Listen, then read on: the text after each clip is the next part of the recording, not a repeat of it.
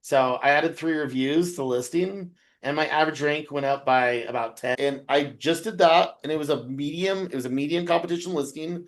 And the only experiment, it was only CTR and citations. And I got like a massive boost in rankings for about 60 days, and then it wore off.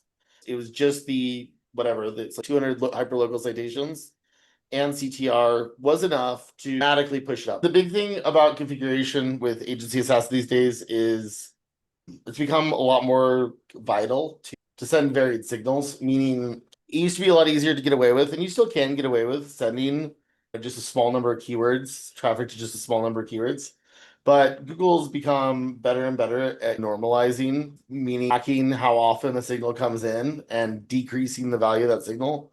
So Google wants regularity and consistency, and they want novelty, both, which is it makes sense if you think about a natural signal where you'd have some degree of new things and some degree of old things. Yeah. So we've rebuilt just the guide. It's pretty simple now. It's a little bit more linear, and all that it is, it's a simple way to take the keywords that are in your performance data and using AI prompt, getting out keywords that you can use to both provide the part that you want in terms of getting your main keywords traffic, but also the part that you have to send, which is giving cover to that. I'm sending noise, complementary noise. It's very easy to do. It's not overly complex. I'm going to run through it right here and show you how that works. Welcome to the series of videos on how to rank one locally, where I'm sitting down with Ian Ovens, the creator of Agency Assassin, and this is a CTR tool that basically sends lots of engagement, clicks, and even driving direction requests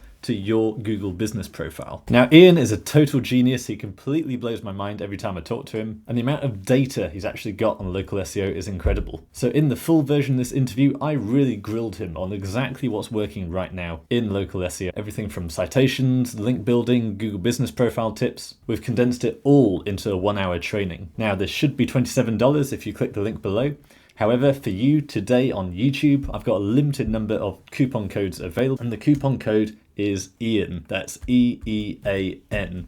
If you apply that coupon code, that takes $27 off that training, making it absolutely free for you, at least while that discount code is still available. And should you choose to, you're welcome to get my local SEO Bible on how to build an 80% margin agency in just 4 hours per week. That's entirely up to you. Otherwise, get the training for free in the link below. The discount code is Ian. But for the last few years, I've been running this with no website. I added 3 reviews as an experiment. You can actually see that here. So this is not a customer of mine. It's just a random listing.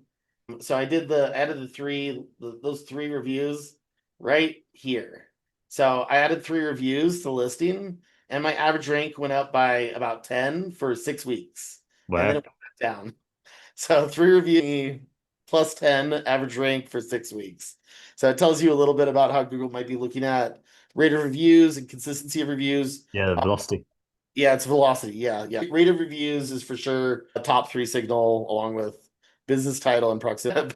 And then the other top signals would be knowledge graph, which is what I wanted to show here. So this business was a high traffic experiment in a high competition area. I was actually able to get it to rank number 1 for painting. And every now and again, it's actually quite volatile, but like I still get it into top positions. I think even like yesterday it was like number 3. Yeah, but this is over a couple of years. This is just CTR.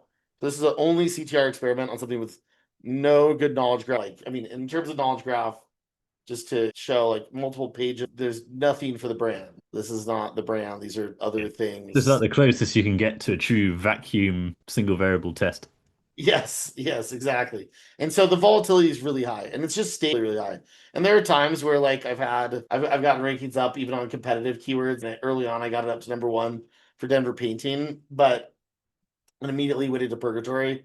This volatility is just, and if I don't add other types of signals, it's just not going to be effective. So CTR alone with nothing else in high competition doesn't work. This listing isn't the perfect apples to apples because I didn't mean it to be. It's just good information on a business with excellent, like stellar, world-class brand presence.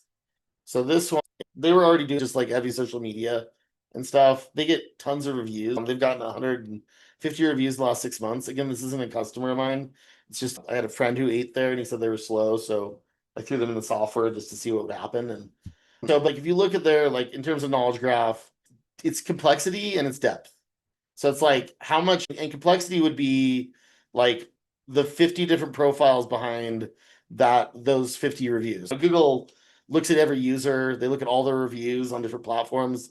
That adds complexity. There's 14 different users here. If those 14 different users are leaving reviews for other businesses, that adds complexity to the signal here. And then or that sorry, that adds depth. And then the complexity is how many different types of things are there. So on every review So platform, Google's basically able to look at reviews, look at who's posted it, and see their full history of posts yes. entirely separate from the Google platform. This is all just crawl. Yes. And so you can pretty much tell the date that they started implementing that as like a like much more authoritative metric by when Reddit started ranking for everything.